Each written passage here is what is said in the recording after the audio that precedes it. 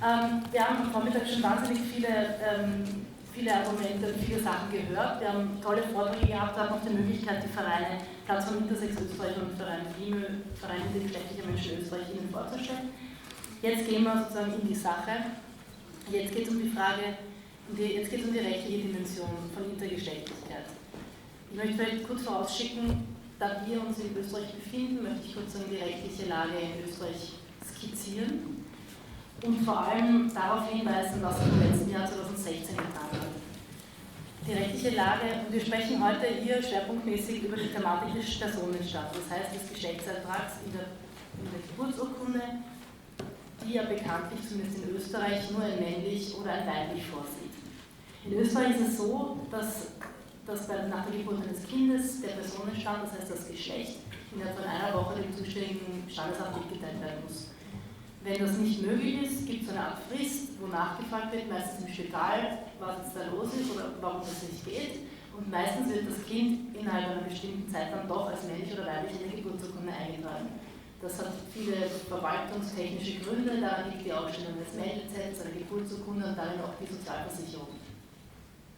Jetzt ist es so, dass im Frühsommer 2016 Alex Jürgen, der Ihnen wahrscheinlich allen bekannt ist, den Mut gefasst hat und sich es aufgerafft hat, das zu ändern. Er möchte mit dem Antrag auf Berichtigung seines Geburtseintrags, das heißt seiner Geburtsurkunde, und dem Antrag auf Ausstellung eines Reisepasses mit dem X im Geschlechtskästchen diese Situation verändern.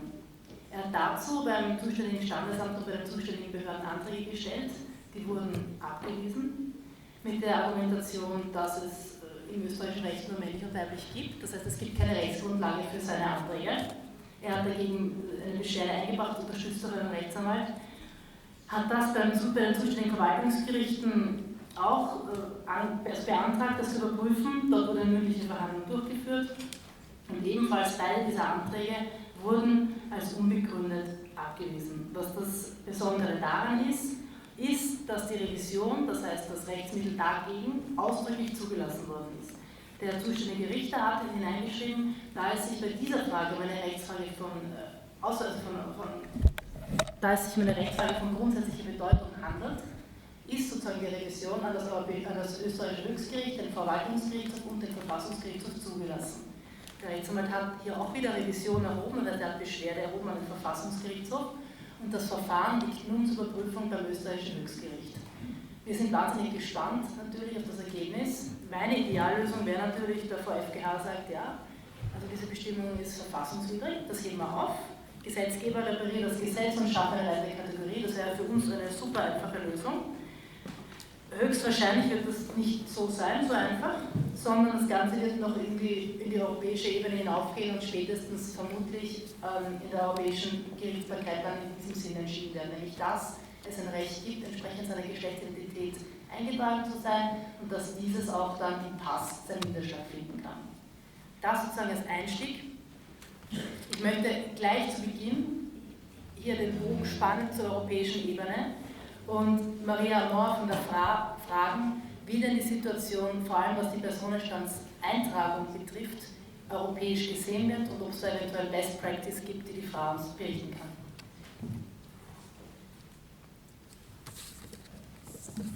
I would like first introduce a bit the agency. My director made a video address this morning, but just to let you know or remind you that for those that come on in the afternoon, that the EU Agency for Fundamental Rights is based here in Vienna, but is an EU body which was established to give assistance and expertise to the EU institutions and to the EU member states when they implement EU law on questions of fundamental rights.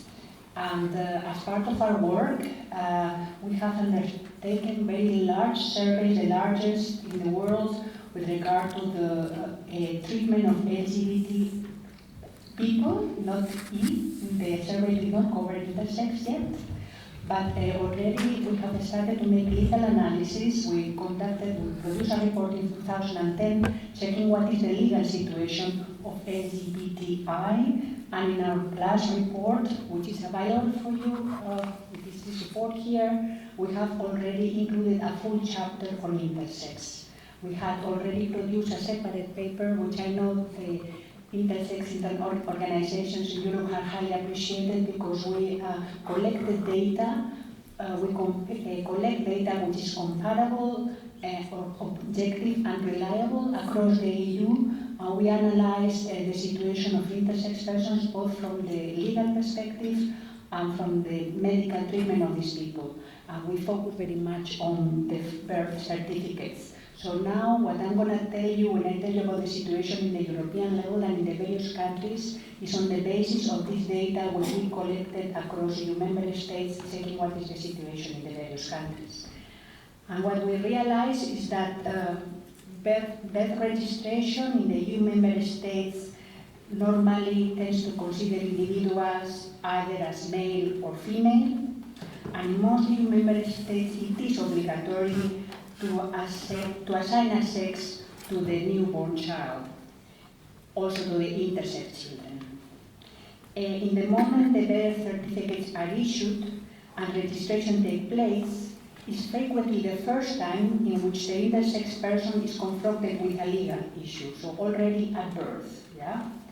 And it forces those involved in certifying and registering births, and particularly the parents and other family members responsible for the care of the child, health professionals, and the birth registry officials to officially use either the male or the female option. Parents frequently lack psychological support services, and in order to help them to confront the reality that they have an intersex child, and to support them in order to meet and respond to the social expectations that there are, and the legal and medical requirements which they are confronted, and that also the intersex child faces. The legal requirements with regard to birth certification and registration actually, in our view, reinforce the social expectation that all children have to fit into one of the two categories. Yeah? So this legal certificate has implications and contribute to reinforce the social expectation. What did we find when it comes to birth certificates? Actually, 18 EU member states, as it was mentioned with regard to the case of Austria, out of the 28, allow for specific delays in registering the births. Austria was mentioned and the 1 week limit, which is also in other states the practice, but in other states is longer, such as, for example, in Hungary, Romania, Greece, Italy, Spain, or the UK. Sometimes certification is delayed by a preliminary communication immediately produced by the medical staff. So there is a, let's say, preliminary communication that the birth certificate would be delayed.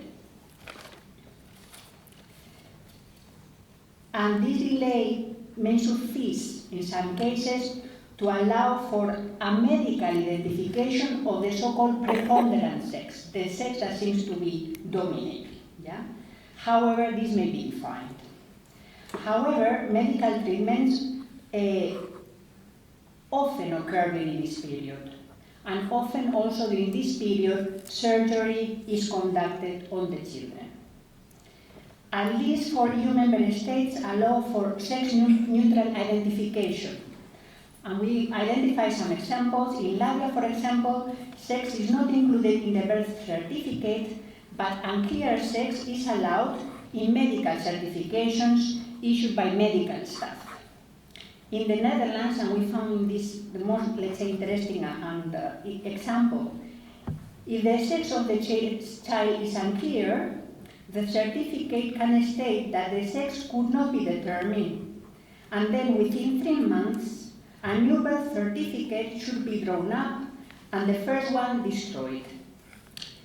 In the new birth certificate, the sex of the child should be specified based on a medical statement.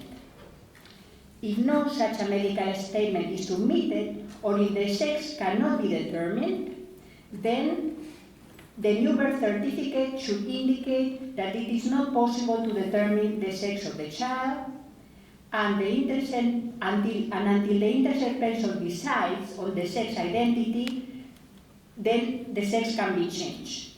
And in addition, pursuant to Article 1 of the Civil Code, yeah? And there is no time limit for this. So this change of sex by the person itself is previewed in the Civil Code, Article 1, and there is no time limit. In Portugal, we found an interesting practice, which is that when the parents of intersex children or the carers go to the register to register the child, the authorities recommend informally to the parents that they give a name to the child which could be identified with both sexes. And then the law permits that the birth certificate be amended once a sex can be attributed by the parents or by the carers, with some precision. In Germany, I understand also this would be elaborated by Dan, yeah? There is a possibility for having birth certificates without sex, and we know that the law that was passed in November 2013, and since that law there is no deadline with regard to this indication. In Malta, following the adoption of the Gender Identity, Gender Expression and Sex Characteristics Act in April 2015, a sex marker can be postponed until the child's gender identity is determined. And there has been also a commitment of the Maltese government to recognize gender markers other than male or female. In the UK, we had a practice which allows the recognition of unknown sex, but it only relates to Scotland and only to stillbirths, so children who are were not born alive. Yeah. Then we have some cases in which actually it is possible to have no sex identification at the birth certificate. However, there are negative consequences already in that practice. For instance, in Finland, we can avoid to have the sex identification, but then this results on an incomplete identity code. The identity code or number of the person contains several digits, and in these digits the sex part is omitted, so that means a shorter identification number. And this affects the relations of the person with the public authorities. For example, when they want to open a bank account, it would be obvious that the sex is missing there, and also with regard to employment relations, etc. Yeah?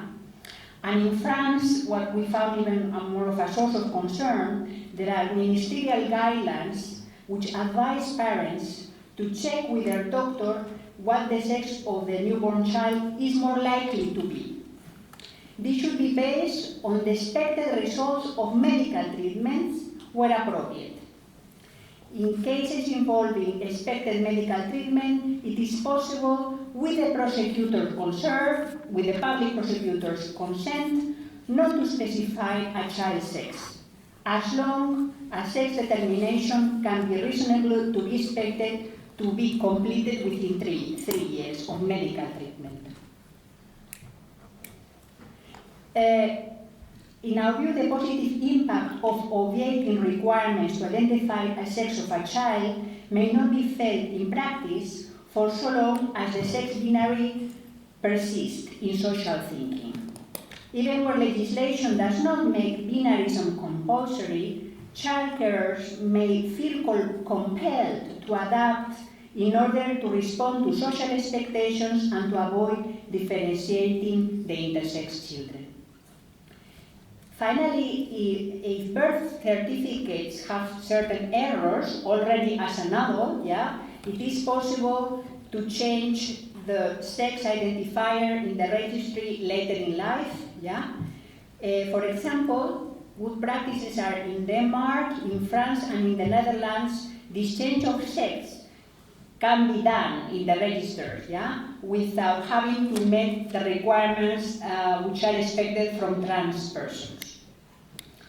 In general, we found that intersex people and the person responsible for them, the parents or carers, largely have to rely on external medical assessment when it comes to certifying the intersex person's sex. Yeah?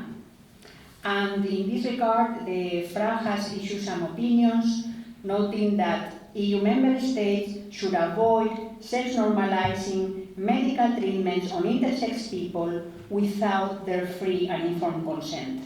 And this definitely does not happen at the time of birth or when birth registration should happen. Yeah?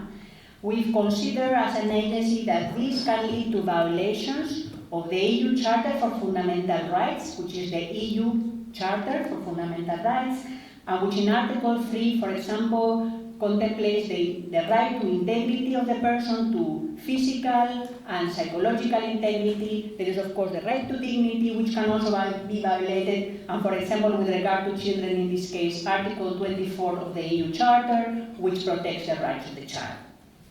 Also, in our view, also alternatives to gender markers in identity documents should be considered.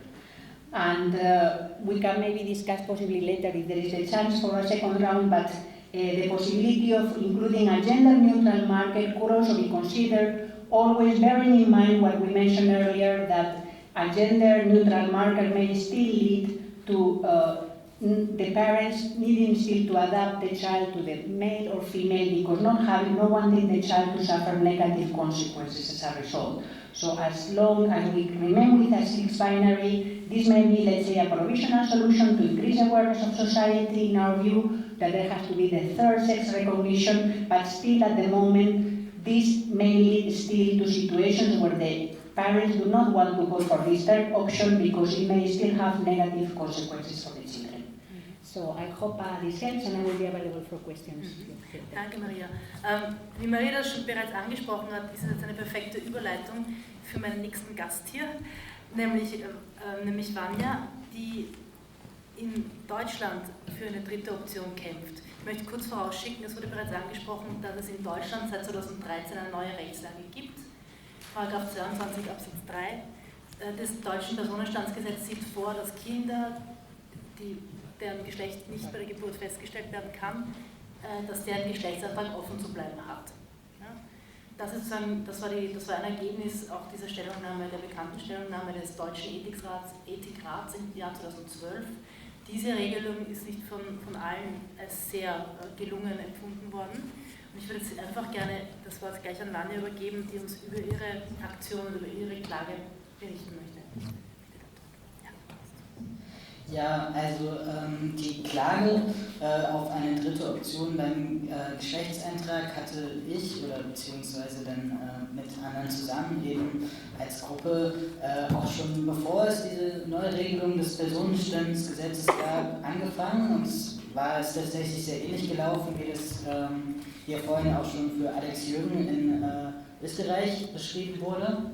Das heißt, eben als erstes mal den Antrag beim Standesamt, darauf eben Inter als Geschlechtseintrag in der Geburtsurkunde und damit eben auch in allen anderen daraus hervorgehenden Dokumenten stehen zu haben. Der Antrag wurde dann entsprechend vom Standesamt auch erstmal abgelehnt, und es gab dann auch diverse weitere Gerichtsentscheide, wo die jeweiligen Gerichte das auch abgelehnt haben, einen Eintrag, zum Teil mit sehr kurzen Begründungen, also dass sie das so richtig viel erklärt haben. Und ja, mittlerweile liegt es eben auch beim Bundesverfassungsgericht, also eben bei dem höchsten Gericht von Deutschland, dieser Antrag, und wir hoffen auch darauf, dass es tatsächlich sich dieses Jahr noch entscheiden wird,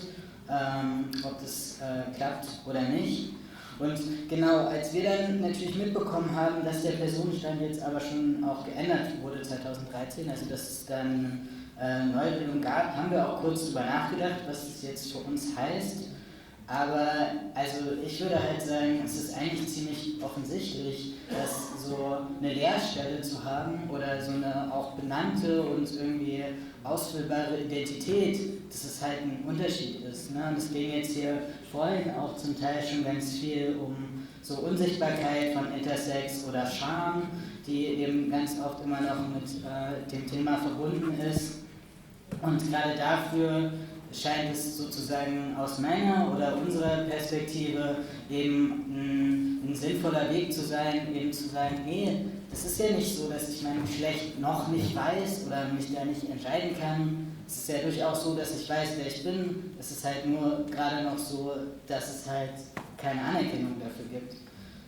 Und genau, dementsprechend war es eigentlich für uns klar, dass wir jetzt auch mit dieser Neuregelung nicht so zufrieden sind, vor allem auch, weil halt einfach ganz viele Folgen davon noch sehr unklar sind und weil es, solange da eben Folgen noch unklar sind, dann auch eher dazu führen kann, dass Eltern gerade sich dazu entscheiden, operativen Maßnahmen zuzustimmen, um eben nicht bei diesem Nicht-Eintrag zu landen. Und klar kann das Ganze auch immer noch passieren mit der Möglichkeit von einem dritten Eintrag, das wurde ja vorhin auch schon angesprochen, weil dann eben auch da vielleicht Diskriminierung befürchtet wird oder es die vielleicht auch gibt, aber trotzdem denke ich halt, dass so ein wichtiger Weg, eben um aus dieser Diskriminierung rauszukommen, auf jeden Fall eine Sichtbarkeit ist oder eben zu sagen, ne, wir wollen weg davon, dass es nur als irgendwie ein medizinisches Problem betrachtet wird. Wir wollen halt sozusagen, dass es anerkannt wird, dass es eben, ja, für vielleicht auch sicherlich nicht immer auch für alle Leute, die quasi aus der medizinischen Perspektive in diese Intersex-Kategorie eingeordnet werden, haben das als Identität für sich. So, das finde ich auch immer wieder wichtig zu sagen, aber es ist ja auch, wir wollen ja auch keinen Eintrag, wo Leute drin reingedrängt werden können, sondern wir wollen eben, dass es eine weitere Möglichkeit gibt. Und natürlich muss das frei wählbar und auch frei nicht wählbar sein. Ne? Also das sagen wir ganz klar. Nur ich selbst weiß am besten, wer ich bin, so, und dementsprechend will ich auch nicht, dass dann irgendwelche Ärztinnen oder Psychologinnen oder wer auch sonst immer mir da reinredet, sozusagen, was da in meinem Pass steht, sondern dass es eben eine eigene Entscheidung ist und nicht dann, also weil ich glaube, das ist auch eine Befürchtung, die es dann zum Teil von Intersex-Gruppen gab, wenn so eine dritte Kategorie auftaucht, dass Leute da rein gedrängt werden, obwohl sie sich vielleicht schon als Mann oder Frau einordnen. Aber da versuchen wir auch ganz klar immer wieder zu sagen, das wollen wir nicht. Und des Weiteren ist es eben auch so, dass wir das so sehen, dass so eine dritte Kategorie auch für Leute, die vielleicht nicht intersex sind, aber trotzdem nicht als Mann oder Frau leben oder sich damit identifizieren, offen sein sollte. Ja, genau. Und bis jetzt auf dem Weg, wie gesagt, gab es diese negativen Gerichtsentscheide. Es gab noch keine mündliche Verhandlung, interessanterweise bis jetzt. Ich bin mal gespannt, ob das jetzt noch kommt. War ein bisschen aufregend. Und was wir eben sonst noch gemacht haben, ist halt zu versuchen, natürlich diese Klage auch dafür zu nutzen, allgemein Öffentlichkeit zu schaffen. Also wir haben jetzt auch so tatsächlich nur beschränkt auf Deutschland, aber einige Vorträge gemacht, wo wir überhaupt dann nochmal erklärt haben, ne, was das eigentlich heißt, Intersex oder ne, wie die Unterschiede oder Zusammenhänge zu Trans zum Beispiel dann sind. Und genau, auch es uns natürlich gefreut haben, dass es zum Teil tatsächlich auch so von der Presse her und so durchaus was an Aufmerksamkeit jetzt für die Klage schon gegeben hat. Also auch da würde ich halt sagen, so selbst wenn diese Klage jetzt auch in der letzten Instanz scheitern sollte, sehe ich auf jeden Fall, dass dieses Projekt was gemacht hat, weil eben ganz viele unterschiedliche Projekte, die jetzt so in den letzten Jahren passieren, wo Leute ihre Geschichten erzählen und so Intersex mehr an die Öffentlichkeit getragen wird, natürlich auf jeden Fall eine Veränderung bewirkt für Leute, die jetzt noch jünger sind und als Intersex dann zur Welt kommen.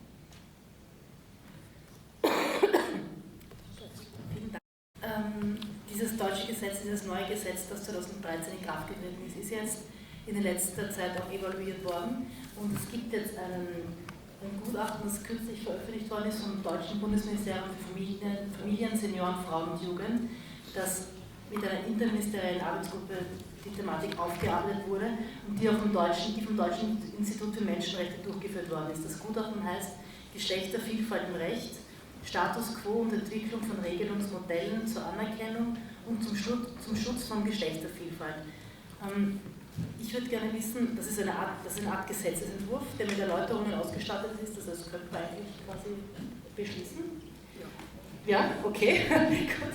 Ich wollte dich bitten, ob du uns kurz skizzieren könntest, inwieweit die Selbstvertretung eingebunden war, wie das Verfahren abgelaufen ist und was auch die Eckpunkte dieses Gesetzentwurfs sind und ob wir ihn unterstützen sollen und ob wir ihn übernehmen können. Also vielleicht nicht alles zugleich. Vielen Dank. Erstmal, es tut mir leid, dass ich so spät kam, das lag ein bisschen außerhalb meiner Einflussnahme. Genau. Die Frage nach der Einbindung. Also das Ganze war natürlich ein Prozess, der sich über ungefähr ein Jahr hinzog.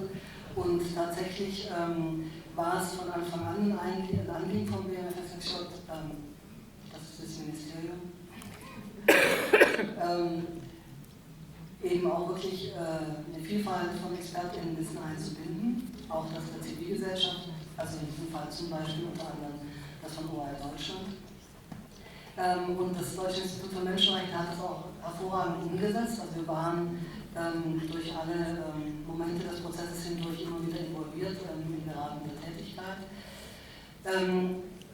Es gibt also den Gesetzesentwurf, zu dem komme ich gleich, und es gibt davor wurde eine Studie durchgeführt und ich möchte die kurz erwähnen, weil die deshalb interessant ist, weil es war die Studie Geschlechtervielfalt im Recht und die hat sich eben ganz konkret beschäftigt damit, wie die Situation nun ist, nachdem 2013 das Personenstandsänderungsgesetz mit eben diesen bereits benannten Paragraphen in Kraft getreten ist. Also eine Frage war zum Beispiel an die Befragten, das waren unter anderem Berufsgruppen, die mit Registrierung in Kontakt kommen, also weil sie zum Beispiel Standesbeamtinnen sind, weil sie Ärztinnen sind, weil sie Hebammen sind, weil sie in beratenden Berufen tätig sind und dann natürlich Eltern und auch intergeschlechtliche Erwachsene selbst.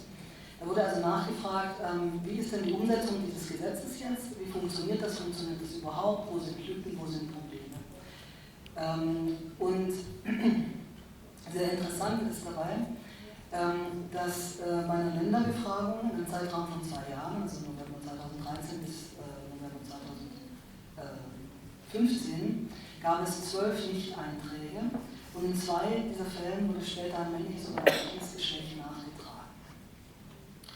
Allerdings kann man davon ausgehen, auf der Grundlage von tatsächlich medizinischen Schätzungen, dass in diesem Zeitraum in Deutschland Minimum zwischen 280 und 300 Kindern geboren wurden, die dem Gesetzestext nach eigentlich nicht einen Geschlechtseintrag männlich-weiblich haben durften. Und dann wurde eben danach geschaut, woran kann das liegen. Und das Grundergebnis dieser soziologischen Studie war, es gibt eine große Uneinheitlichkeit im Vorgehen, die Umsetzung ist inkonsequent und es gibt unter anderem auch eine unterschiedliche Einbindung der Eltern. Und ich nenne jetzt einfach nur so ganz schlaglichtartig ein paar Zahlen. Also etwa die Hälfte der Hebammen oder Entbindungspfleger und nur 30% aller Ärztinnen und 18% der Krankenhausärztinnen gaben bei der Befragung an, dienstlich über die Neuregelung informiert worden zu sein. Ja, also es gibt ein neues Gesetz und niemand weiß davon. Bei den Standesbeamtinnen sah das etwas anders aus. Sie wurden dienstlich informiert, 95% der Befragten waren darüber aufgeklärt. Und dann gaben aber nur 47% der insgesamt Befragten an, dass sie den Geschlechtsantrag im Fall einer leergelassenen Geburtsanzeige auch entsprechend im Geburtsregister offen lassen würden. Und es gab, also es war quantitativ und in qualitativen Interviews wurde auch tatsächlich dann eben nachgefragt. Und es stellte sich heraus, dass Standesbeamtinnen sehr zögerlich waren, wenn sie sozusagen eine Bekundung des Krankenhauses über ein Offenlassen des Geschlechtsantrags bekamen und dann erstmal nachgefragt haben. Es gab einen Fall, da wurde versucht, das ewig lang zu verzögern, damit vielleicht doch noch irgendwie ein Geschlecht bei rauskommt. Ja. Ein weiterer Unsicherheitsfaktor ist, dass, und das hat uns nicht weiter verwundert, medizinische Kriterien dafür fehlen, um zu entscheiden, ist denn das Kind jetzt männlich oder weiblich? Also das wird uneinheitlich gehandhabt. Ich gehe da jetzt nicht weiter drauf ein, aber das war nicht weiter überraschend, wenn man sich im medizinischen Diskurs auskennt. Das sind dann unterschiedliche Ausfassungen darüber, wer als Intersex zu gelten hat und wer nicht und unter welchen Umständen und so weiter und so fort. Und dann gab es auch Konflikte zwischen dem ärztlichen und dem pflegerischen Personal darüber, ob denn jetzt eine Offenleistung statthaft sei oder nicht.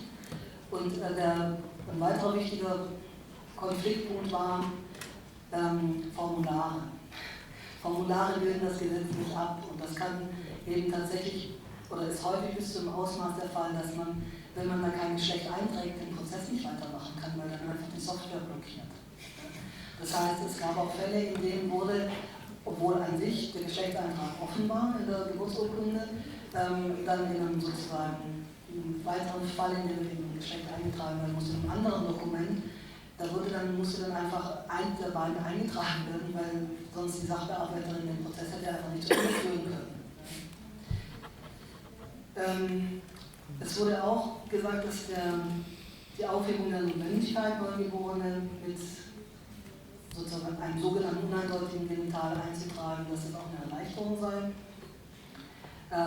Gleichzeitig natürlich, und das war auch eine Befürchtung, die Deutschland und auch die anderen in Deutschland tätigen Interviews betont haben, es kann natürlich auch den Druck erzeugen, eine Vereindeutigung herzustellen, um dann eben ein Geschlecht eintragen zu können, damit das Kind nicht geoutet wird.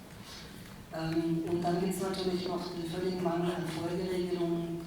Ein Klassiker ist, wer kann denn jetzt irgendwie eine Person ohne Geschlechtseintrag heiraten? Wir haben in Deutschland immer noch den Unterschied zwischen Ehe und eingetragener Lebenspartnerschaft. Und da hat sich die Gesetzgeberin wohl gedacht, naja, dann haben wir noch 18 Jahre Zeit. Das ist aber nicht der Fall, weil natürlich irgendwie die eigentlich auch nicht anders zu erwarten, die quasi die Rechtskommentare sehr schnell geklärt haben, dass natürlich dieses Gesetz nicht erst anfängt, wenn man am 1. November 2013 geboren ist, sondern auch rückwirkend angewandt werden kann, unter anderem von erwachsenen intergeschlechtlichen Personen, die im Augenblick in den Implementierungsvorschriften, niedergelegten Vorschriften, also im Prinzip ärztliche Attestierung oder medizinische Akten, die das beweisen. Also wer das sozusagen vorlegen kann, dieser Person wird eben auch eine Streichung des Geschlechtseintrags gewährt. Und wir haben jetzt schon einige Leute in Deutschland, die das gemacht haben, Erwachsene. Und wenn die sich dann mal dran machen, irgendwie ihre Beziehung gesetzlich regeln lassen zu wollen, dann wird es interessant und wird wahrscheinlich auch noch ein Fall für strategische Prozesse. So. Und weil die Zeit ein bisschen drängt, kommen wir jetzt auch zum Gesetz. Es gibt noch viel zu sagen, ich kann es wirklich nur empfehlen, sich das durchzulesen, weil es viele Aspekte und Probleme auch anspricht, diese Studie.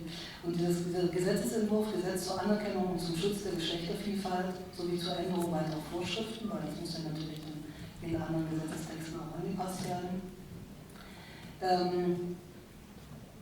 Das ist ein Gesetzesentwurf, der tatsächlich so durchgespielt ist, dass er tatsächlich im Prinzip verabschiedbar wird, inklusive aller Änderungen, die es bedarf, um die restlichen Gesetze anzupassen. Und ich nenne jetzt mal die Eckpunkte, und zwar sind das, es wird grundsätzlich auf einen Geschlechtseintrag direkt nach Geburt bei Kindern verzichtet, und zwar bei allen. Das war eine Forderung oder eine Empfehlung, besser gesagt, eine Forderung, die wir dann eben auch in die Beratung mit eingebracht haben von Deutschland mit dem Gedanken, nämlich, dass eine Gleichheit der Geschlechter und eine Gleichstellung aller Kinder nur dann möglich ist, wenn nicht die einen quasi geoutet werden als inter und die anderen geoutet werden als männlich und die anderen geoutet werden als weiblich. Und die Sache eben auch ist, ein Kind braucht keinen Geschlechtseintrag. Also rechtlich gesehen gibt es keinen Bereich, in dem Kinder einen Geschlechtseintrag bräuchten. Und daraus folgt, dass er für ein Kind verzichtbar ist. Das Ranking-Gesetz führt auch das Recht ein, selbstbestimmt den Geschlechtseintrag für das Geburtenregister zu bestimmen. Und das Verfahren für diese spätere Urkundung, also da geht es darum, nicht von Anfang an, sondern wer dann später einen Geschlechtseintrag haben möchte, kann das natürlich haben, denn das ist durchaus eine ganze Menge von Menschen auch wichtig. Diese spätere Beurkundung des Geschlechtseintrags wird aber leicht zugänglich gemacht und ist also wirklich sehr gering im Aufwand. Beruht auf Selbstauskunft und braucht keine weiteren Nachweise. Das heißt, die Idee ist, eine Person ab einem bestimmten Alter der Mündigkeit geht zum Beispiel zum Standesamt oder zum Registeramt und sagt, ich hätte gerne jetzt bitte schön einen Geschlechtseintrag, und zwar hätte ich gerne den Geschlechtseintrag sowieso. Dann kommen wir zum nächsten Punkt. Zusätzlich zu den zwei bestehenden, also weiblich, männlich, sollten weitere Kategorien geschaffen werden. Und da geht dieser Gesetzesentwurf tatsächlich sehr weit. Er bietet nämlich die Möglichkeit, diesen selbstbestimmt zu wählen. Das heißt, die Idee ist tatsächlich, die Person geht dann hin und sagt, ich hätte gerne den Geschlechtseintrag, zum Beispiel divers, oder sie sagt, ich hätte gerne den Geschlechtseintrag individuell oder weder noch, oder je nachdem. Wenn das dann umgesetzt wird in zum Beispiel Dokumente, in denen fürs Ausland ein Geschlechtseintrag nötig ist, also zum Beispiel ein Pass, dann würde diese dritte Kategorie, die aber individuell ausgestaltbar ist, durch ein X markiert, weil eben X im internationalen Flugverkehr festgelegt sozusagen die Option ist für Geschlecht, das eben nicht als männlich oder weiblich eingetragen ist. Ja? Aber es gäbe quasi für innerhalb Deutschlands die Möglichkeit, selbstbestimmt die eigene Identität auch in Worte zu fassen, die eigene Geschlechtsidentität. Ebenso ist in diesem Gesetz enthalten die Möglichkeit zur Änderung des Vornamens, auch völlig unkompliziert. Und dann hat das Gesetz noch einen Passus zum Schutz der körperlichen Unversehrtheit und Selbstbestimmung von Säuglingen und Kleinkindern. Und dabei soll das elterliche Sorge, also das Recht der elterlichen Sorge, um ein klarstellendes Verbot der Einwilligung in medizinisch nicht zwingend notwendige Geschlechtszuweisung oder anpassende Eingriffe in Genitalien und Keimdrüsen für die gesetzlichen VertreterInnen ergänzt werden. Also, um es kurz zu machen, ein Verbot von nicht eingewilligten, nicht von der Person selbst gewünschten, kosmetischen, nicht lebensrettenden Eingriffen. Und es enthält auch ein Passus, der wurde dann in einem Fachgespräch am 16.02., wo das Entwurf vorgestellt wurde, auch diskutiert und noch ergänzt. Nämlich enthält den Passus, dass im Fall einer zwingend medizinischen Notwendigkeit zur Abwendung einer Lebensgefahr oder schwerwiegenden Gesundheitsbeeinträchtigung ein familiengerichtliches Genehmigungsverfahren eingeführt wird, was grundsätzlich eine gute Idee ist, was aber bestimmte Mechanismen erfordert, um sicherzustellen, dass tatsächlich dann auch sozusagen die Entscheidungsgewalt haben, also das Gericht, und die sozusagen darum beschäftigen wollte, auch tatsächlich aus einer klaren, menschenrechtsbasierten Perspektive entscheiden können. Und das war sozusagen so ein Kasus Knaxus, wo es dann hieß, okay, da müsste man nochmal genau drüber nachdenken, wie das umgesetzt werden kann. Wir hatten dann in Berlin einen Tischtennis am 25. Mai da zu Transformieren, wo das auch diskutiert wurde und wo dann eben nochmal darauf hingewiesen wurde von Deutschland auch, dass es in Malta eben da dieses Verfahren ja auch gibt, nur um in solchen strittigeren Fällen zu entscheiden, aber dass da eben ein Gremium eingesetzt ist bestehend aus Vertretern von Menschenrechtsexpertinnen, das ist eine medizinische Expertise da drin und auch eine sozial-pädagogische Expertise. Um sozusagen sicherzustellen, dass da dann nicht quasi hintenrum plötzlich Dinge passieren, die eigentlich nicht gemeint waren mit dem Passus.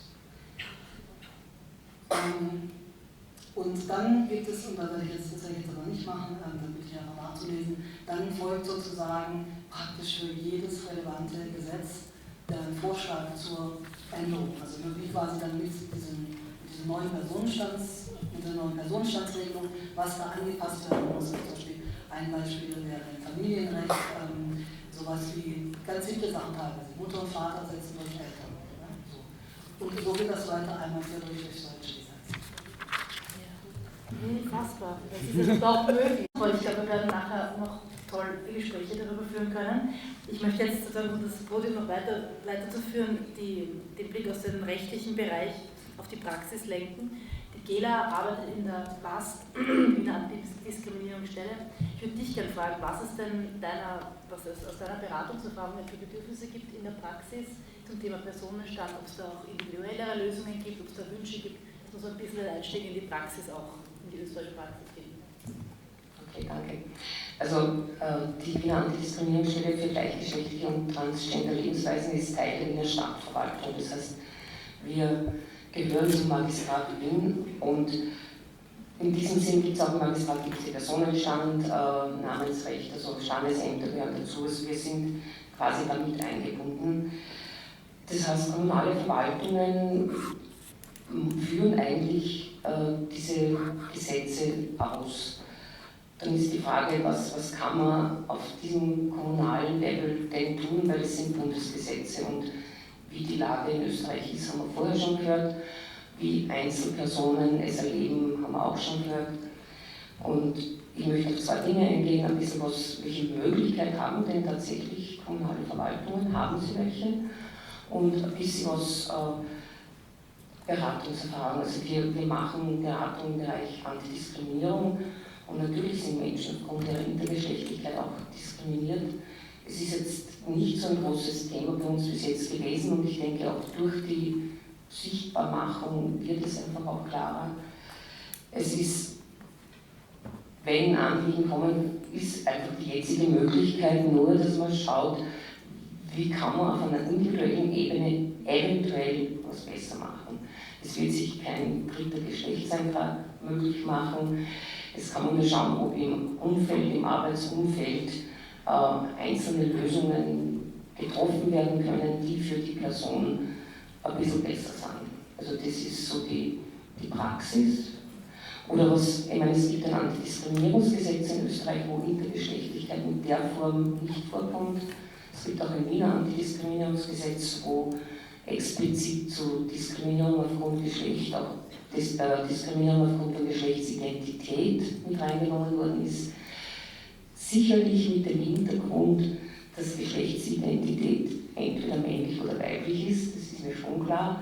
Aber da könnte man einfach auch eine Weiterentwicklung andenken, dass Geschlechtsidentität mehr als männlich und weiblich ist, auch Geschlechtsperformance. Also dass es zumindest im Bereich des Wiener Antidiskriminierungsgesetzes auch mit bedacht werden kann. Was aber immer wieder, es bleibt dann immer wieder im Einzelfall.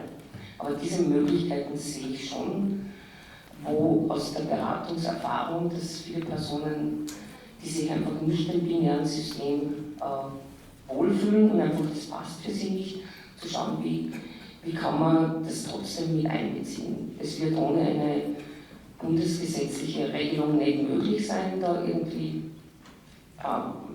großartige Veränderungen durchzuführen.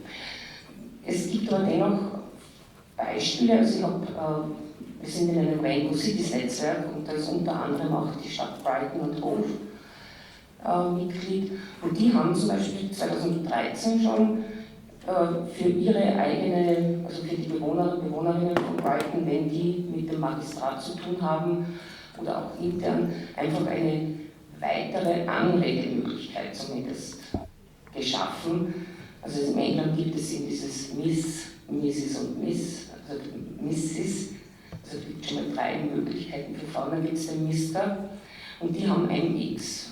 Das kann man verschieden besprechen, manche sagen Mixter dazu. Also wenn ich jetzt was beantrage in der Stadt Hof und seit 2016 hat es auch Oxford eingeführt. Das ist aber einfach im internen Gebrauch und im Umgang mit der Stadt habe ich die Möglichkeit, meinen Geschlechtseintrag zumindest einem X hinzuzufügen. Also ich muss mich nicht dem binären System beugen. Ändert auch nichts an dem gesamtgesetzlichen Konstrukt in Großbritannien, aber so diese Punkte, wo ich sehe, also wo eine lokale Verwaltung akzeptiert, dass es Menschen gibt, die nicht dem binären System sich einordnen wollen und sie trotzdem einfach auch sehen und akzeptieren und ihnen die Möglichkeit geben, einfach auch das darzulegen. Das finde ich ist eine Möglichkeit, die ich sehr spannend und interessant finde. Wo ich denke, es ersetzt nicht die Forderungen auf gesetzlicher Ebene, aber es ergänzt einfach und das zeigt, wo lokale Verwaltungen einfach unterstützend sein können im Sinn von Sichtbarmachung und einfach auch, wie soll man sagen, Diskussion auf Augenhöhe zu führen. Ja, vielen Dank, das war mir bis heute völlig unbekannt. Und ich freue mich sehr, dass ich jetzt hier am Podium auch sozusagen die unterschiedlichen Lösungsmöglichkeiten gesehen haben. Wir haben individuelle Lösungen in ihren, sozusagen in engeren Bereichen. Wir haben den Weg, sozusagen etwas mit einer Klage durchzusetzen, und wir haben möglicherweise eine gesetzliche Lösung. Ich bin immer ganz erstaunt. Ich möchte jetzt sozusagen die Fragerunde mit einer Frage von mir starten, nämlich ich hätte eine Nachfrage zu diesem Gesetzentwurf, zu diesem Deutschen. Du hast gesagt, dass es die selbstbestimmte Eintragung ins Register gibt, die leicht zugänglich gemacht wird. Und vorher hast du gesagt, es gibt vorgeschlagen wird der grundsätzliche Verzicht auf den Geschlechtsantrag bei allen Kindern bei der Geburt. Wann, also ab welchem Alter oder wann, zu welchem Zeitpunkt gibt es dann die Möglichkeit einer Eintragung? Soll es die überhaupt nicht geben, oder in welcher Form würde das dann ablaufen, geplant? Da waren dann auch verschiedene Vorschläge irgendwie so erwägt bei diesem Fachtag. Das Ding ist, zum einen soll natürlich sichergestellt werden, dass auch Menschen, bevor sie 18 sind, wenn sie möchten, eben einen Geschlechtseintrag haben können, der ihre Geschlechtsidentität entspricht. Ich habe übrigens eine Sache vergessen. Die Idee ist natürlich, dass das dann auch wieder änderbar ist. Also dann gibt es keine Ahnung, maximal einmal im Jahr, wie zum Beispiel in Australien oder so. Also da gibt es Möglichkeiten, durchaus dann sicherzustellen, dass die Angst der Administration, irgendwie es kennt ihre viel Arbeit auf sie zu, unbegründet ist. Das ist immer so ein bisschen die Balance zwischen zum einen, wann ist ein Mensch mündig oder wann kann ein Mensch sozusagen für sich selbst sprechen, das ist ja sehr individuell verschieden. Das heißt, es würde wahrscheinlich hinauslaufen auf eines der Standardalter, also 14, wahrscheinlich vielleicht 12.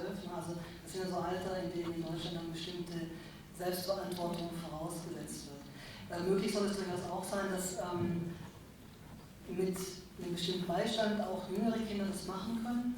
Gleichzeitig, vor allem, also würde das Gesetz umgesetzt werden, es ist schon großartig, dass es das gibt, würde es umgesetzt, dann würde ich, glaube ich, also so umgesetzt, dass da würde ich, glaube ich, dann vom Stuhl fallen.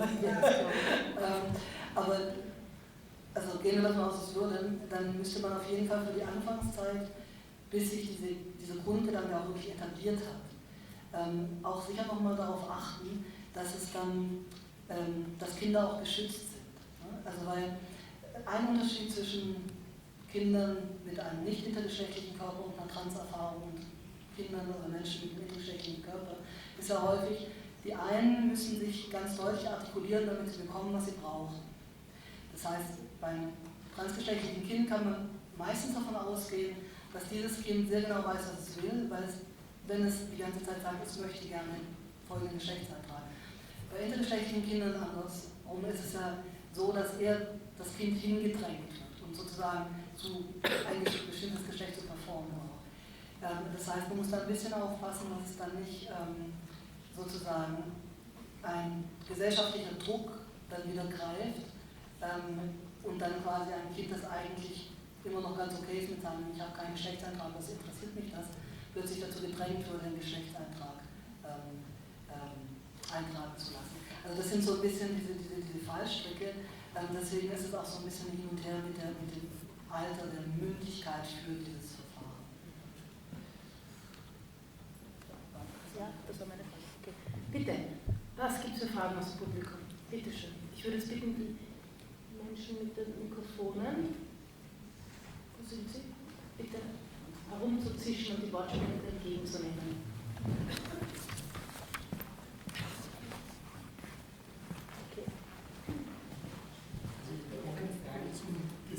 Du musst unten den roten Knopf drücken. Dann geht's.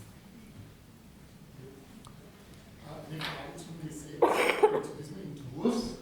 Wie wahrscheinlich oder wie ist der schon mit Parteien abgesprochen, akkordiert, gibt es da schon Signale? Und die zweite Frage wäre, kein Geschlechtseintrag ist aber jetzt zum Beispiel spätestens in Österreich ab 10 Jahre beim Turnen in der Schule so, dass Lehrer, Lehrerinnen gleichgeschlechtlich wie die Kinder, mit denen sie turnen gehen, sein müssen. Wie würde man dann damit umgehen? Genau, also das zeigt euch auch, dass es mit dem Gesetz eben allein nicht getan ist. Also selbst wenn dieses Gesetz verabschiedet würde und da komme ich gleich dazu, müsste das auf jeden Fall einhergehen mit einer weiteren klaren gesamtgesellschaftlichen Aufklärung und eben auch zum Beispiel mit der Anpassung solcher Vorschriften, die ja nicht unbedingt Gesetze sind, aber Verwaltungs- und sonstige Vorschriften. Und dann ist es ja, ich weiß gar nicht, was in Österreich ist, aber in Deutschland zum Beispiel ist Schul- und Ländersache, der meiste Teil davon, auch das kann ein Problem sein.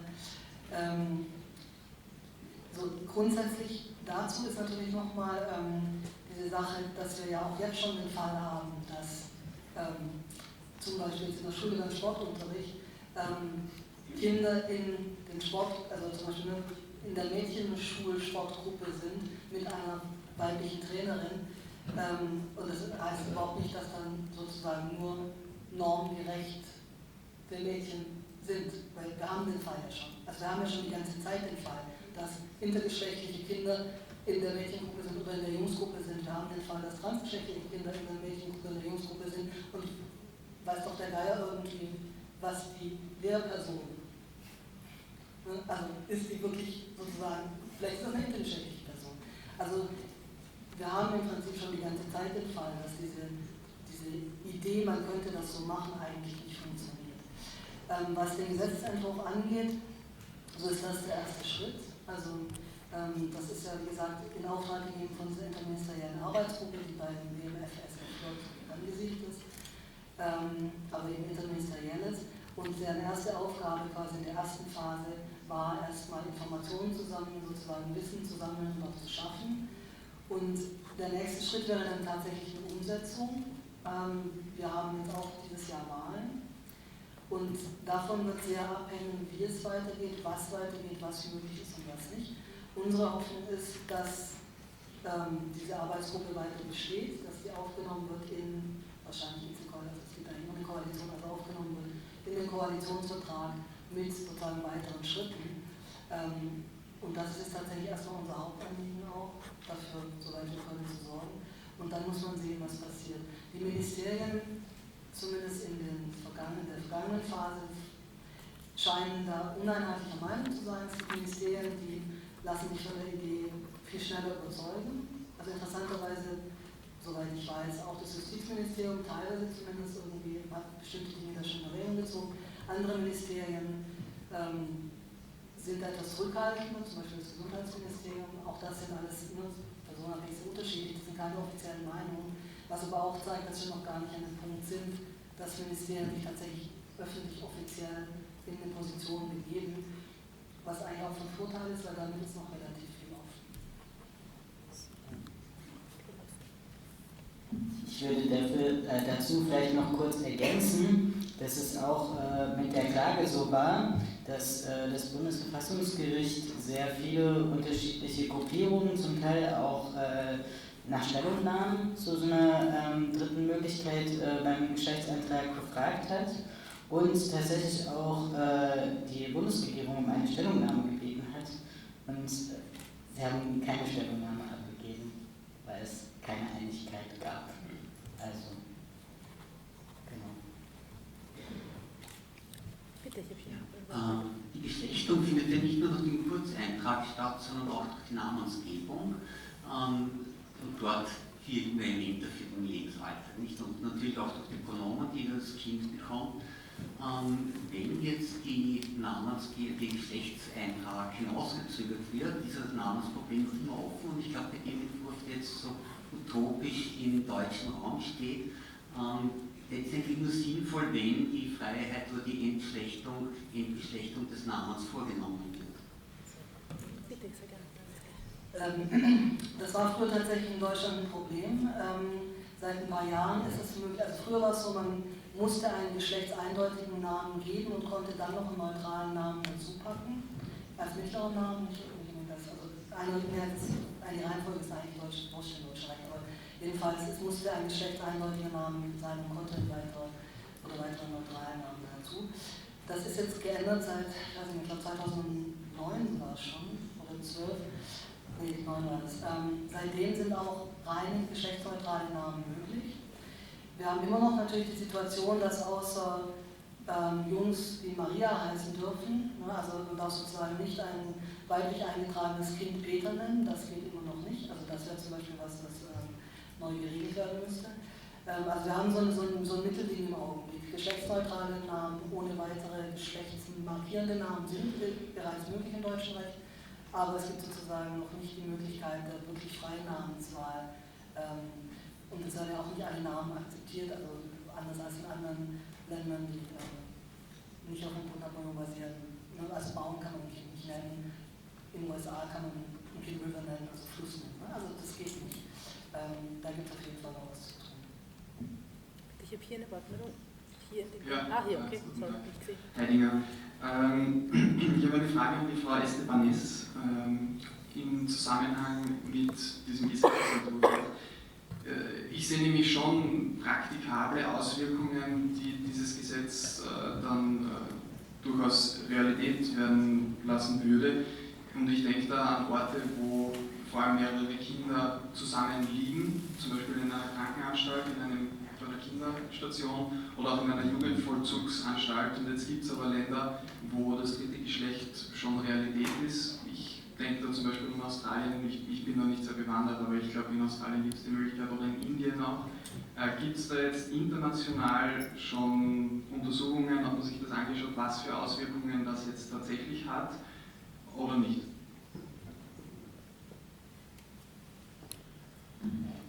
I'm not aware of having research at the moment in that area, because we have not come out in our research. Yeah? But what we have noticed, and I mentioned the case of Malta, is that in some national legislations, it is already previewed in the EU, some EU countries, that there is a recognition of the status given in another country. So if the other country does not recognize, gives the third option, or gives the sex-neutral option, the Maltese government has already acquired the obligation to recognize those decisions from other countries. So even if now in Malta internally it is in a process of this recognition of the third option, etc., they already have decided that when other country has taken a decision, if the decision is channeled through the correct authorities, yeah, Malta would recognize that third sex. Yeah? And it is also very important because, as we know, in many countries of the EU, within the EU itself, there is also not much progress has been achieved in this regard. And at least this possibility of recognition of decisions of other countries already opens a door within those countries which are still very close to recognizing these possibilities. So let's say through international law and recognition of decisions in other countries, it may open the door at least to have these options being considered in the national level. Yeah. But the step and the logistics from legislation to practice has not been taken. There are countries, and sometimes I know that Dan and others, for example, in Malta, there has been a movement. I mean, a few years ago, very recently, I think it was 2013 even, they didn't have divorce in the national system. But there has been really a movement which maybe has come from the lawmaking, there has been the political will in the government, and they have taken steps, legislative steps, and we can learn, I think, from the Maltese and even the Spanish experience and experience. The Spanish legislative change can also help to implement social change. And sometimes, once the decisions have been taken in legislation, it's very hard to reverse also at the social level. If there may be social forces against it, still they will adapt to the new legal status and the new legal situation, and then it's very difficult, I think, to reverse and go back. Although we are aware also that in some EU member states, there are also these moves to bring back the legislation. Yeah? So I think it is an interesting interaction between legislation and social development. They go by hand, but I think that legal change can often help, because it's, when something is legal, it's normally socially acceptable. Yeah? So I think it can help. Yeah? Let's put it like this. Zu der Frage von Strafvollzug und da gibt es auch Sachen wie, wer darf eine Person, also zum Beispiel am Flughafen, wer darf dann einen Security-Check machen. So. Also auch da, wie gesagt, der Gesetzentwurf ist wirklich einmal quer durchgetaktet durch das deutsche Gesetz und natürlich ist das ein Teil davon. Und der Vorschlag ist, also ich kann es nicht wörtlich holen, aber der Vorschlag ist, Menschen mit einem männlichen Personeneintrag dürfen nur von Menschen mit einem männlichen Personeneintrag untersucht werden, entsprechend dann auch von Strafvollzug für die Unterbringung. Menschen mit einem nicht männlichen Geschlechtseintrag dürfen von Frauen und Menschen mit einem nicht männlichen Geschlechtseintrag untersucht werden. Und die Grundidee ist, das ist natürlich, kommt nicht aus heiterem Himmel, sondern kommt natürlich auch schon in bestehenden Praxis auch, die wir zum Beispiel auch haben, wenn wir beispielsweise Transfrauen im Strafvollzug haben. Da haben wir exakt das Problem. Das sind weiblich identifizierte Menschen, sogar mit jetzt Personenstandsänderung oder ohne, die in einem Strafvollzug, in einem männlichen Knast sehr häufig einfach sehr gefährdet sind. Und da gibt es einfach schon Maßnahmen wie zum Beispiel dann entweder eben separierte Unterkunft, auf Wunsch natürlich, nicht automatisch, sondern auf Wunsch, und eben auch quasi die Akzeptanz der Geschlechtsidentität der Person. Und natürlich müssen da Regelungen getroffen werden, das ist ein Vorschlag in den Details, wie gesagt, das ist ein Gutachten, das ist ein Ich stelle es mir dann sehr schwierig vor, wenn man individuell das Geschlecht wählen kann. Ne? Weil wenn dann ein Mann mit männlichen Geschlechtsmerkmalen das individuell wählen kann, wenn ich das richtig verstanden habe, dass das so gedacht ist, dass ich etwas dazwischen bin und ich kann dann den Security-Check an einer Frau durchführen, die auch etwas dazwischen gewählt hat, habe ich wieder das Problem, dass es gefährdet sein könnte, oder? Nee, ich glaube nicht, weil ehrlich gesagt, ich glaube, also ich verstehe die Logik der Frage, aber sie geht ein bisschen in der sozialen Realität vorbei. Weil also ich sage das deshalb, weil diese Frage in anderen Kontexten immer wieder kommt. Also die Standardfrage ist irgendwie so, ja, aber wenn wir das jetzt erlauben, irgendwie, dass alle Leute da wie ihr Geschlecht, dann haben wir irgendwie nichts anderes mehr zu tun. Ja, und was ist denn dann mit den Sicherheitslücken? Das Problem ist, das unterschätzt ein bisschen, dass Menschen eingebunden sind in soziale Kontexte. Wenn man quasi, und das wissen alle Transleute zu berichten, das wissen alle intergeschlechtlichen Leute zu berichten, die in einer ähnlichen Situation gewesen sind oder sind, oder quasi als sozusagen nicht einordnbar wahrgenommen werden. Es ist nicht so einfach, das Geschlecht, das einem von außen zugeschrieben wird, zu ändern.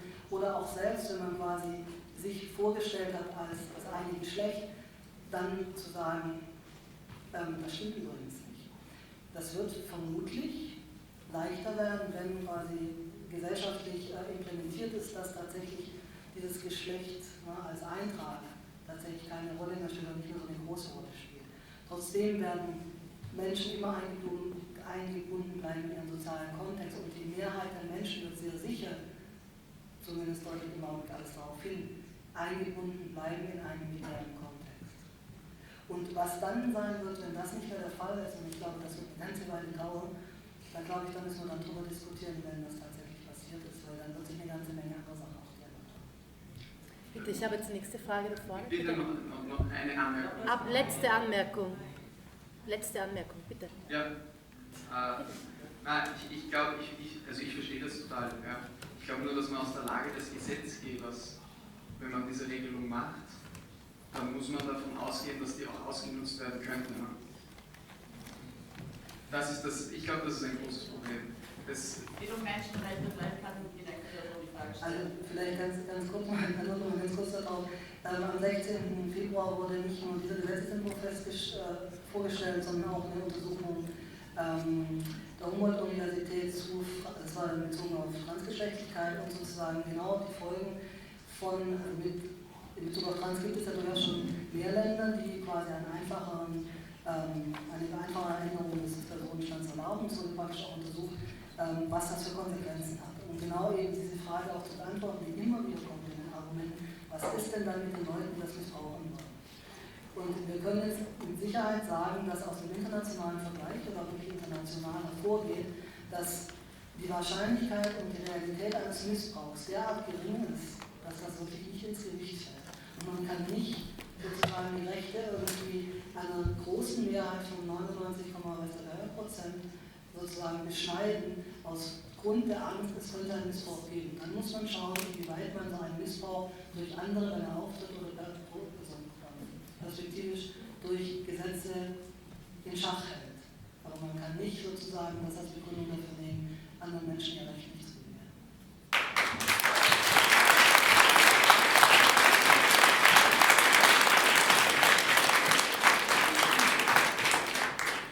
Ja, ich wollte noch gerne Stellung nehmen zu zu dem, was vorher gesagt wurde von Herrn Christian Ghattas, und zwar, dass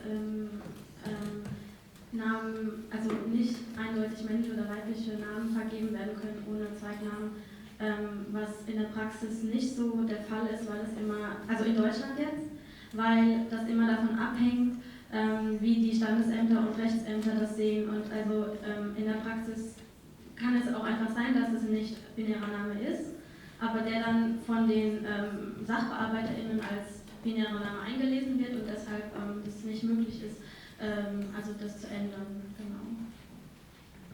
Ja, völlig richtig. Danke für die Ergänzung. Dann wollte ich jetzt auch noch was sagen.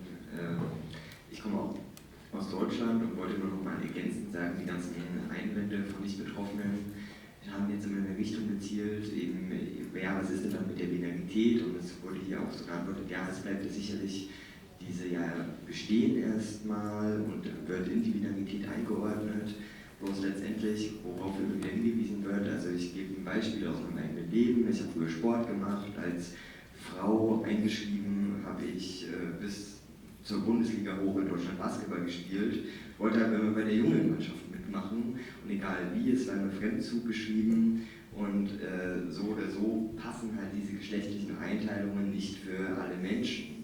Und es sollte zum Beispiel, die erste Frage zielte ja darauf, was ist denn im Sportunterricht? Es sollte über grundlegende andere Konzepte nachgedacht werden, wie Menschen überhaupt sich körperlich betätigen, ob das überhaupt einen kompetitiven Charakter haben muss und so wie das eben in unserer Gesellschaft so stattfindet. Und das andere wäre, es wäre ja genau wünschenswert, also ich gebe ein weiteres Beispiel, wenn ich am Flughafen kontrolliert werde, dann ist es ja jetzt auch schon meine Situation, dass teilweise die Leute sich überhaupt nicht trauen, weder der Mann, der da jetzt steht, als auch die Frau, mich überhaupt anzufassen, und dann ist also dieses Unwohlsein des ganzen Umfeldes, wenn ich nicht klar zu identifizieren bin, dann stößt es ja sowohl mich als auch andere Menschen vor Probleme und erschwert so unglaublich meinen Alltag. Und ich sehe da auch keine Missbrauchsgefahr. Und das ist die dritte Antwort, die ich jetzt den letzten Beitrag geben wollte. Wenn ich an meine Universität in Deutschland irgendwie sage, ja, also ich möchte jetzt den und den Eintrag, und die Rechtsabteilung mir antwortet, nein, weil wenn der Verfassungsschutz kommt und wir suchen sie, wie sollen wir sie denn dann finden, wenn sie einen anderen Geschlechtseintrag haben? Und dann habe ich halt gesagt, ja, also jetzt finden sie mich ja auch schon nicht, weil ich habe ja den falschen Geschlechtseintrag. Also das als Beispiel, wie absurd diese Diskussionen ablaufen. Ja, und jetzt gebe ich gerne weiter. Danke.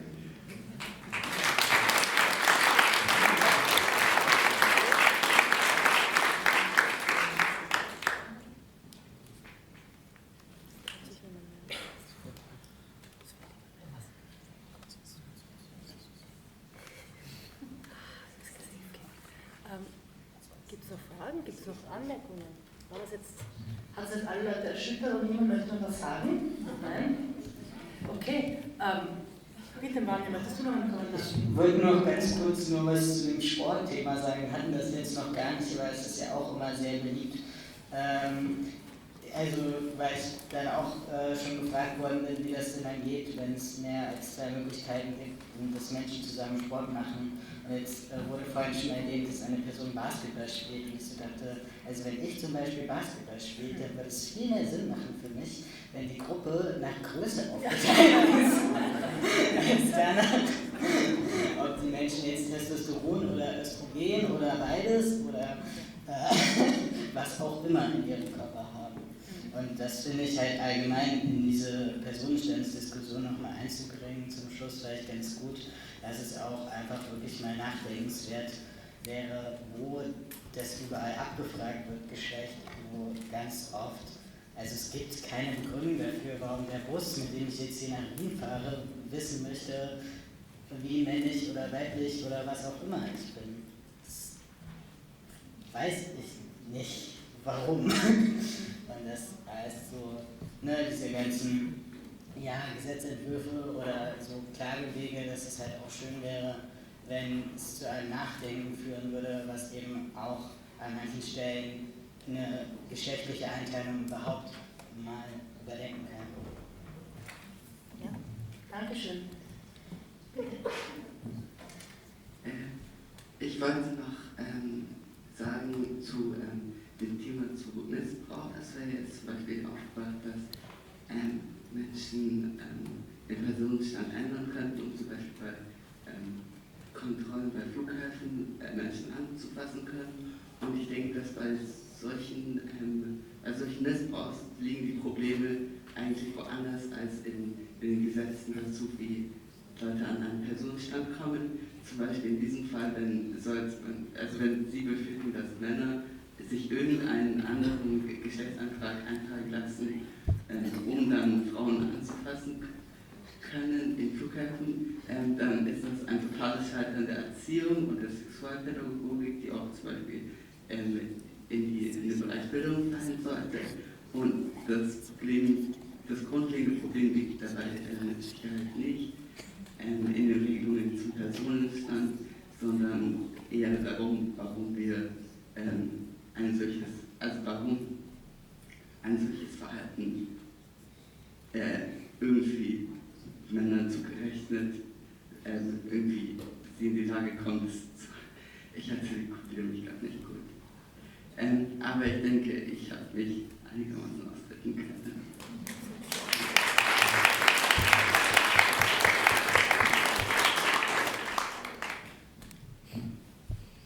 Zum Thema Missbrauch, also kann ich auch noch was sagen, also gewisse Ebenen sind besonders von männlich auf weiblich. Und sagen wir zum Beispiel im Steuersystem hat der Steuerberater. Der ist immer egal, ob du männlich, weiblich, Inter- oder Sinnschluss bist oder in der Krankenkasse oder im Krankenhaus, du hast eine fixe Zahl und die Änderung, die werden das Melderegister Krankenhäuser weitergeben, da ändert sich ja nichts, egal was man für einen Geschlechtseintrag hat. Und so gesehen ist ja Missbrauch das nächste Missbrauch, wenn ich ihn irgendwie verstecken will, also man das sucht man sich eigentlich logisch betrachtet andere Möglichkeiten, aber nicht das. Und wie sie schon gesagt hat, sagen wir, ausschließen kann, wer es nie kennt. Aber gerade sagen wir, zum rechtlichen gesehen ist, was hier aus der Krankenhauspraxis, man hat Zahlen und bestimmte Nummern, die bleiben immer, egal wie sie der Geschlechtseintrag ändert. Gerade das mal dann das heißt, dass statt männlich oder weiblich einsteht. Ja, danke schön. Gibt es noch Fragen oder Anmerkungen? 1, 2, okay. Und nach diesen beiden schließen wir dann die Diskussion. Meine Frage geht an Eva und vielleicht auch an Schwarz als Österreicherin. Wenn ich mir anschaue, wie seit 2014, soweit ich es mitbekommen habe, in Deutschland dort diese ganzen Anhörungen, Untersuchungen etc. ablaufen und auch mir vergegenwärtige von Leuten, die da waren, wie beispielsweise dort am 16. Februar, dann letztlich welche zeitlichen und auch inhaltlichen Schwerpunkte größtenteils gegeben worden sind, habe ich halt für Deutschland die große Befürchtung, dass dann der Schutz von intersexuellen Kindern oder generell der Schutz von Kindern mit ungewöhnlichen Geschlechtsmerkmalen, körperlichen Geschlechtsmerkmalen auf der Strecke bleibt, weil ein Politikapparat ganz viele Sachen erledigt hat und leider in dem Bereich, wo die Medizin wirkt, dies auf der Strecke bleibt. Gibt es in Österreich da Initiativen, die da spezifisch und vielleicht auch deswegen etwas zeitlich knackiger dran sind, den Schutz von Kindern mit vielleicht ungewöhnlichen Geschlechtsmerkmalen oder ungewöhnlichen Entwicklungen von Geschlechtsmerkmalen sinnvoll, strafbewehrt zu schützen? Ist es nicht mehr in Österreich passiert und auch nicht Eltern damit Kinder nach Ausland hinfahren, um das dort machen zu lassen? Wenn ich die Frage richtig verstanden habe, muss ich das mit einem Nein beantworten. Eine extra, also eine ausdrückliche Initiative, die speziell darauf gerichtet ist, ist mir nicht bekannt. Bitte um Korrektur, wenn das nicht stimmt. Nein, ich weiß davon nichts. Danke.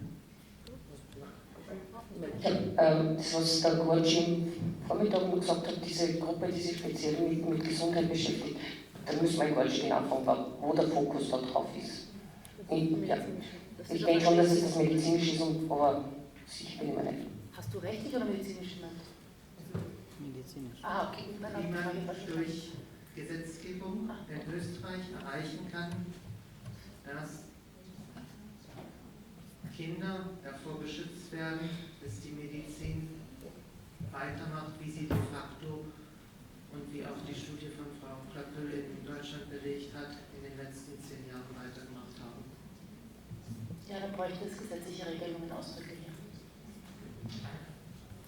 Was mich nur interessieren würde, ist, und zwar, wie es mit der schulischen Bildung ausschaut, gibt es da schon Anstrengungen, dass Intergeschlechtlichkeit in den Lehrplan aufgenommen wird oder dass sozusagen dieses Denken in Biologie oder in anderen Fächern breiter gestreut wird und nicht nur heteronormativ geprägt ist? Gibt es da schon irgendwelche Unternehmungen diesbezüglich? Deutschland oder Österreich? Deutschland oder Österreich? In Österreich. Ah, okay. Also, ja, bitte, Gabriele.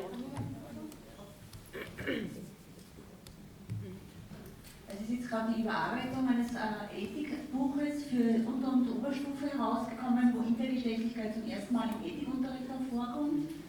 Also das ist, glaube ich, ein ganz großes Plus, dass wir hier mal den Fuß drinnen haben. Und ansonsten sind mir keine Unterlagen oder Schulbücher bekannt, wo es schon drinnen wäre. Okay, Dankeschön. Okay. Es gab noch eine Wortmeldung. Eine noch. Dann müssen wir. Ich weiß jetzt aber nicht, ob das jetzt noch wirklich noch notwendig ist, nachdem dazwischen noch was anderes gesagt wurde, was mir jetzt nur so ein bisschen gefehlt hat, nochmal zu diesem Missbrauchspunkt, was ich persönlich sehr problematisch fand, ist, dass das ganz, ganz stark Stigma basiert, wie sehr Menschen, die nicht mit dem, wie sie gelesen werden, konform gehen, einfach von der kompletten Gesellschaft stigmatisiert werden, was da für Struggles dahinter sind. Wenn wir uns die Suizidraten anschauen und so weiter und so fort, da wird sich niemand zum Spaß einen Geschlechtsantrag holen, um Leute irgendwie wie heißt das auf Deutsch, belästigen.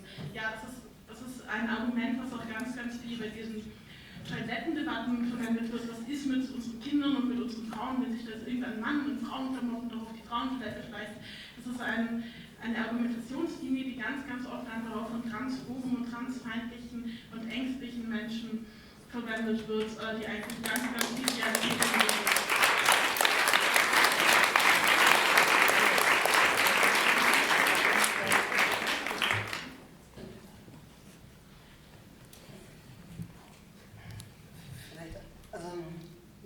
Quasi so eine halbe Antwort auf das, was gerade eben auch noch gesagt wurde in Bezug auf Verbot. Ich denke, es wird nicht gehen, ohne dass die Zivilgesellschaft, und das bedeutet Inter-NGOs, Einzel-Interaktivistinnen und ihre Verbündeten immer wieder darauf aufpassen, dass die eigentlich sozusagen die Hauptforderung, die nämlich ist, ein klares Verbot von nicht eingewilligten, nicht gewünschten, nicht lebensrettenden Eingriffen, und dazu gehören Operationen, aber auch Hormongaben und noch eine ganze Menge mehr, auch sogar psychologische Behandlung, dass das ein Ende hat. Das ist immer noch die Hauptforderung, und ja, stimmt, dass es eine Tendenz gibt von Regierungen, sich auf das zu stützen, wo sie erstmal denken, da können sie, das ist mehr in ihrem Bereich, nämlich Personenstand. Das ist wichtig, weil das Türen öffnen kann, das ist auch aus anderen Gründen wichtig, aber es sollte nicht ablenken von der Hauptforderung, die schnellstmöglich umgesetzt werden muss, nämlich ein klares Verbot.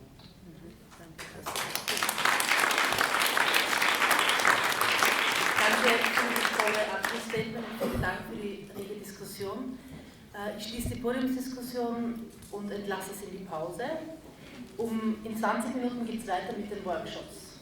Die werden dann extra angeschrieben sein. Okay? Dankeschön.